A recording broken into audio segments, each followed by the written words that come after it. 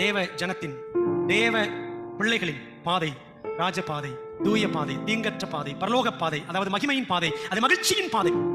இந்த பாதையில நாம தொடர்ந்து பயணிக்கிறோம். புதிய ஏற்பாட்டு காலத்தில் இந்த கிறிஸ்தவர்களுக்கு, சீஷர்களுக்கு ஒரு சிறப்பு பெயர் இருந்துச்சு. என்ன பேர் தெரியுமா? த வே அப்படின்னு ஒரு பேர் இருந்துச்சு.